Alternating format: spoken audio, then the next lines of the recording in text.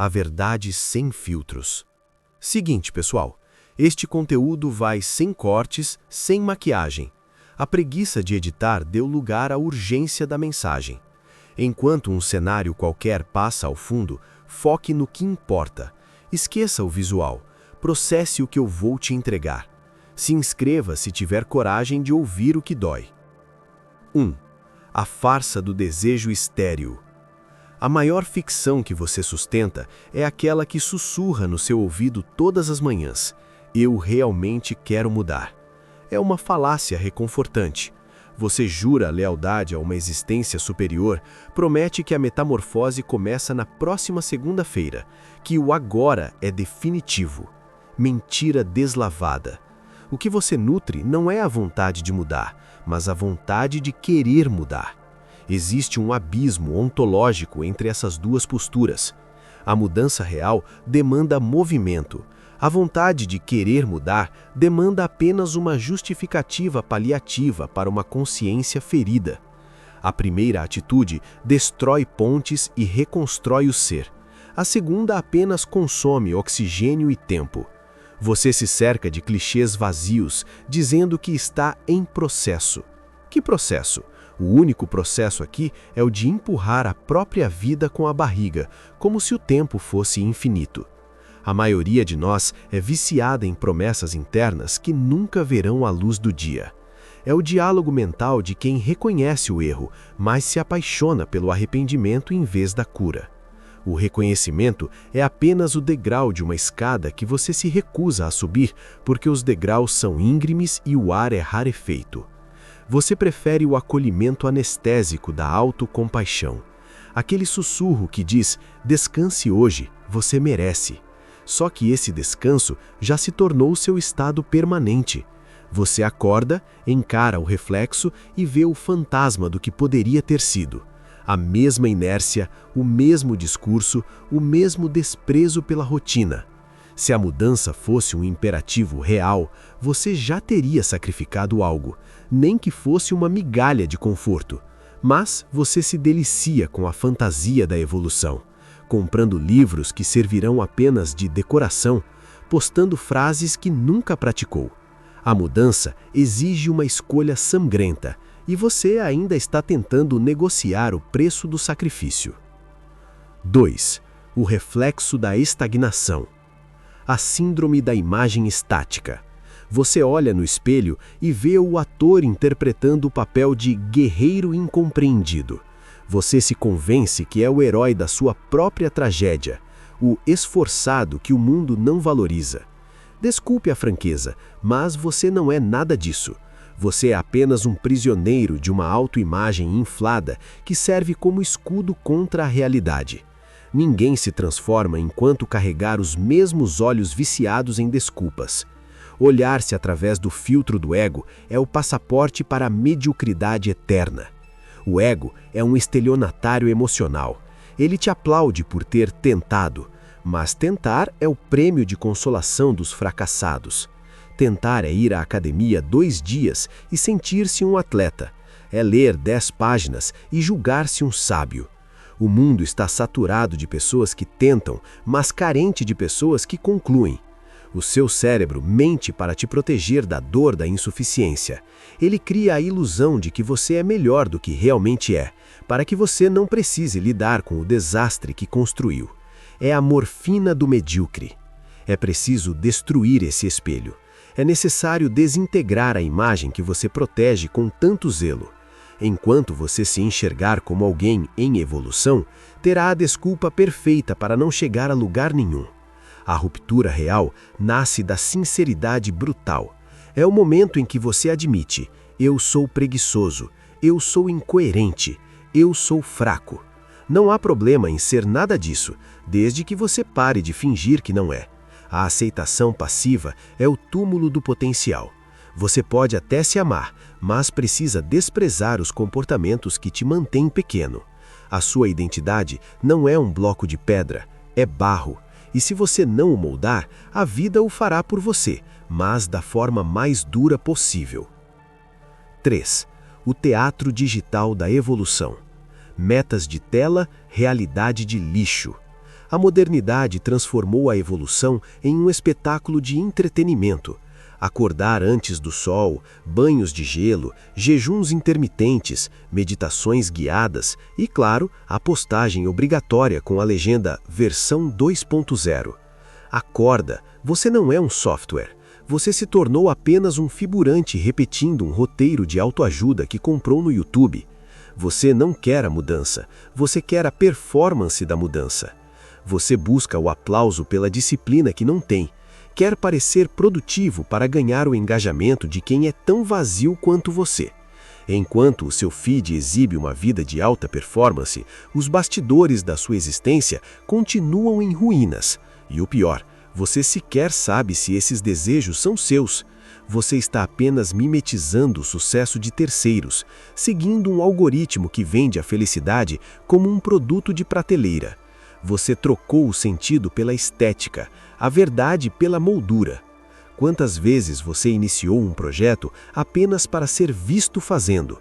O resultado é sempre o mesmo: abandono em 15 dias. Não há como sustentar um teatro quando o público vai embora. Se você quer romper com o medíocre, comece pelo porquê. Esqueça o que o guru disse. Pergunte ao silêncio do seu quarto: o que eu realmente preciso abandonar? A vida não é um carrossel de fotos, é a escolha difícil que ninguém vê. É o que você faz quando não há ninguém olhando. É a integridade de ser real em um mundo de simulações.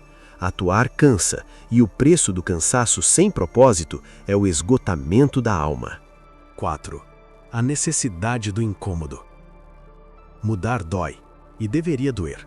Se não houver desconforto, não há rompimento de fibras. Tem gente que busca uma transição indolor, como se fosse um filtro de Instagram. Mas a mudança não é estética, é cirúrgica, é porrada. E quanto mais profunda for a transformação, mais cicatrizes ela deixará. Fomos treinados para o prazer imediato, para o refúgio na dopamina barata. Comida, telas, distrações. Fugimos da dor como se ela fosse o inimigo, quando na verdade ela é o sinalizador de que a fronteira está sendo atravessada. Você deseja o corpo atlético, mas teme a fome. Deseja a fortuna, mas teme a incerteza. Deseja a liberdade, mas teme o isolamento. Você é um negociante de ilusões, esperando que o progresso venha com anestesia geral. Não virá.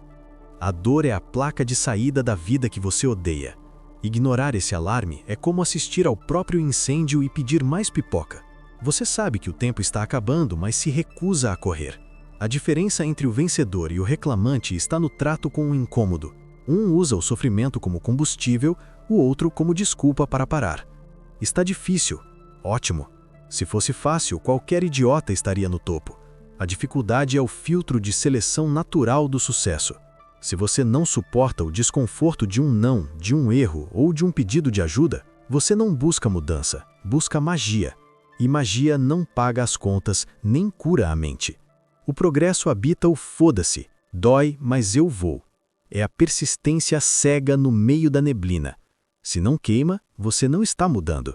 Está apenas mudando os móveis de lugar em uma casa condenada. 5. O ego e o caos necessário. O ego exige controle. A vida exige entrega. Você quer o novo, mas quer que ele caiba na sua agenda previsível. Impossível. A mudança real é entrópica. É o caos que antecede a ordem. É a sensação de que o chão sumiu e que você perdeu o juízo. Enquanto você tenta manter as aparências, o seu ego se agarra ao trono da segurança, exigindo garantias de retorno. Mas a vida não oferece contratos de seguro para quem quer crescer. O ego quer o roteiro pronto, o aplauso garantido e a ausência de críticas. Ele quer que você pareça um mestre, mesmo sendo um iniciante medroso. Mas a transformação caga para o seu orgulho. Ela exige que você se desmonte, que admita que as suas verdades eram lixo, que as suas convicções eram muletas. Nietzsche estava certo. O caos é a condição para o nascimento da estrela. Se você não aceita o desmembramento da sua velha identidade, nunca conhecerá a nova. Dizer "eu sou assim" é a confissão da sua derrota. É o cinto de castidade que você impõe à sua própria evolução. O ego ama a estabilidade da mediocridade porque nela ele é rei. Ele quer a reinvenção sem a queda, o triunfo sem a crise. Mas para voar, é preciso antes aceitar o abismo. Quem muda de verdade não tem medo de parecer ridículo ou ignorante. É aquele que desce do pedestal da razão e admite: eu não sei de nada.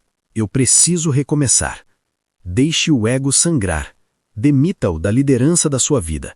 Enquanto ele for o capitão, o barco nunca sairá do porto com medo das ondas. O controle é uma ilusão. O crescimento é uma aventura perigosa. 6. O horizonte da travessia. Chega um momento em que o ar fica denso, onde nada mais satisfaz.